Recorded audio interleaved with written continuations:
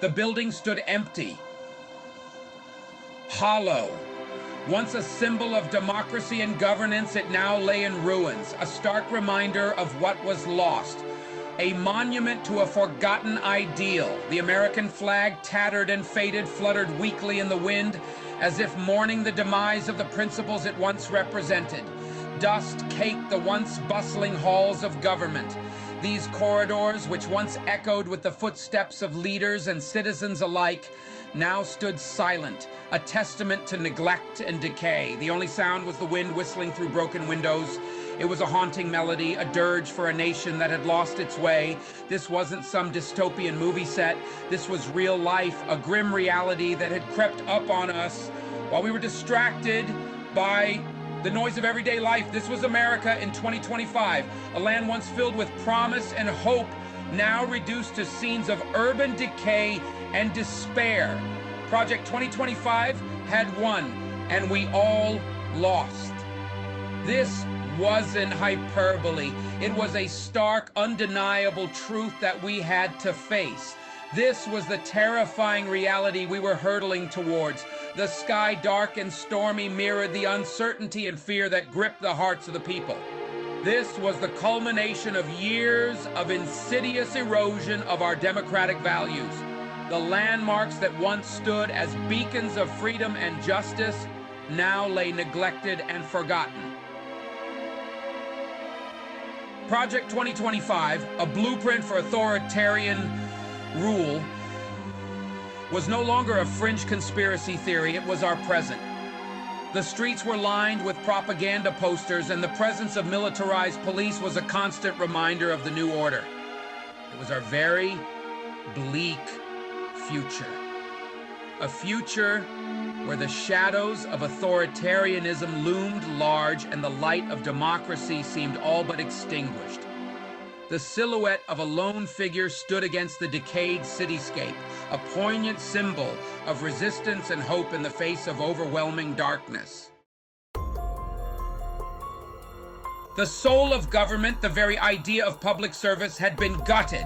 Agencies designed to protect, to serve, to uplift were now tools for partisan agendas. The EPA, gutted. The Department of Education, dismembered. The National Endowment for the Arts, erased. These weren't just bureaucratic reshuffles. These were calculated assaults on the fabric of our society. They were the death rattles of a democracy suffocating under the weight of its own cynicism. And the architects of this destruction, they were celebrating. They were just getting started. The cries echoed in the night, a haunting symphony of sorrow and despair that pierced the stillness. It was a sound that spoke of broken dreams and shattered lives. Families ripped apart by the cruel hand of mass deportation. Mothers separated from children, their anguished wails a testament to the heart-wrenching pain of forced separation. The bonds of love and family severed in an instant. Fathers torn from their homes, their faces etched with a mix of fear and defiance. They clung to their loved ones knowing that this might be the last time they would ever see them. The authorities, cold and unyielding, showed no mercy. The American dream twisted into a nightmare of fear and despair. This wasn't immigration reform. It was a brutal assault on the very fabric of our society, the promise of a better life, replaced by the harsh reality of uncertainty and terror. This was ethnic cleansing, plain and simple. A systematic effort to erase the presence of those deemed undesirable. The protests, though passionate, seemed powerless against the machinery of oppression. The human cost of this policy was staggering. Lives shattered, communities broken, homes once filled with laughter and love now stood empty and desolate. The pain of loss was palpable, a heavy burden that weighed on the hearts of those left behind. The very soul of our nation, built on the backs of immigrants, was being ripped to shreds. And for what? To satisfy a cruel and misguided agenda? The contributions of immigrants, their hard work and dreams were being callously disregarded to appease the basest instincts of fear and xenophobia. The fear of the other, the unknown, had taken root, poisoning the minds of many. The once welcoming land of opportunity had become a place of division and hatred. The question remained, would we ever find our way back to the ideals that once defined us? Remember public schools? Those beacons of knowledge and opportunity, they were now ghost towns, underfunded, understaffed, and left to rot. The promise of quality education for all? A cruel joke. In its place, a system rigged to benefit the privileged few. This wasn't an accident. This was by design.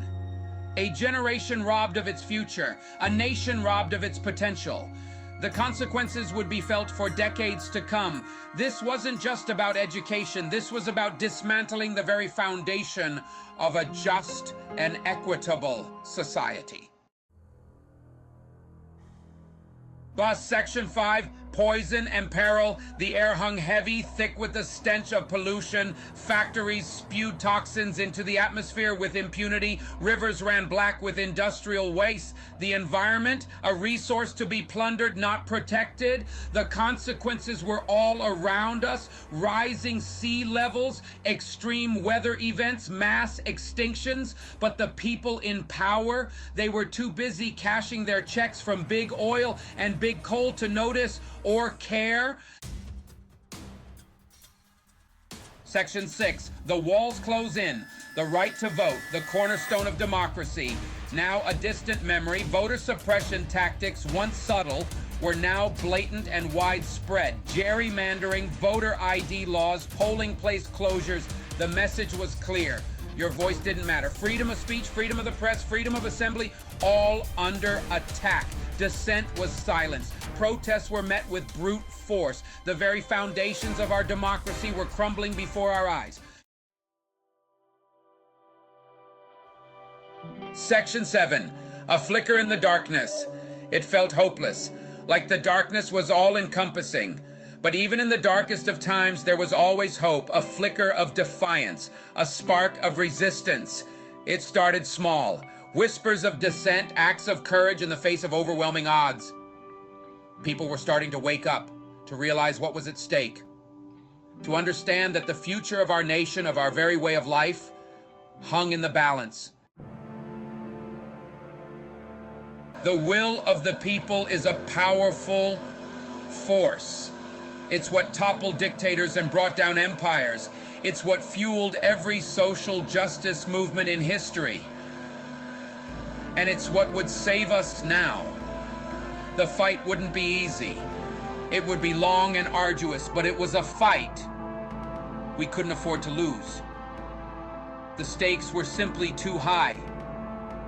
The future of our democracy, of our planet, of our very humanity, depended on it. This wasn't about left versus right. This was about right versus wrong, about reclaiming the promise of America, the promise of a government of the people, by the people, for the people. That promise wasn't dead, not yet, but it was on life support.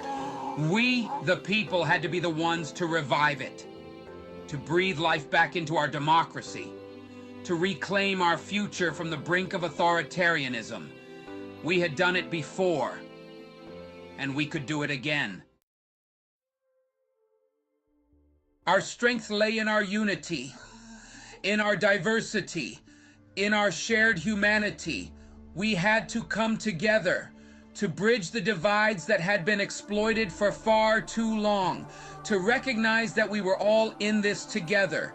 This wasn't about agreeing on everything. It was about finding a common ground, about recognizing that we had more in common than what divided us. It was about standing together, shoulder to shoulder, in the face of tyranny. This wasn't the time for apathy. The world around us is changing rapidly, and the challenges we face are more pressing than ever. From climate change to social injustice, the issues are vast and complex, but we cannot afford to sit back and watch. We must engage. We must care. This wasn't the time for complacency. Complacency is a silent killer, eroding the very fabric of our society. When we ignore the calls for help, when we turn a blind eye to the suffering of others, we contribute to the problem. We must break free from the chains of indifference and take a stand. This was the time for action. Action is the antidote to despair. It is through our actions that we can create change, that we can build a better future. Whether it's a small step or a giant leap, every action counts. We must be proactive. We must be determined. The time to raise our voices, to make ourselves heard, to demand better. Our voices are powerful tools for change. When we speak up, we inspire others to do the same. We must use our voices to advocate for justice, to call out inequality, to demand a better world for all, to fight for the soul of our nation. Register to vote. Contact your representatives. Voting is a fundamental right and a powerful way to influence change. By registering to vote and contacting our representatives, we hold our leaders accountable. We must ensure that our voices are heard in the halls of power. Support organizations fighting for our democracy. Educate yourself and others. There are countless organizations dedicated to preserving our democratic values. By supporting them, we amplify their efforts. Education is also key. By educating ourselves and others, we become informed citizens capable of making a difference. Every action, no matter how small, made a difference. Small actions can have a big impact, whether it's voting, volunteering, or simply spreading awareness. Every action contributes to the greater good. We must never underestimate the power of our individual contributions. The future of our democracy depended on it. Our democracy is a precious gift, but it is also fragile. It requires our constant vigilance and active participation. By standing together in solidarity, we can protect and strengthen our democratic institutions.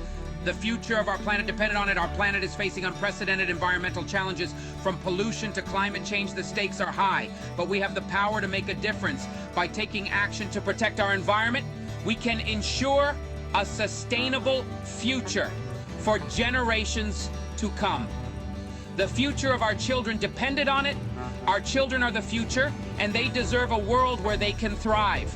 By taking action today, we can create a better tomorrow for them. We owe it to our children to leave behind a world that is just equitable and sustainable. The time to act is now, before it's too late. Time is of the essence. The longer we wait, the harder it will be to address the challenges we face. We must act now with urgency and determination. The future is in our hands, and we have the power to shape it. Let's rise to the occasion and make a difference.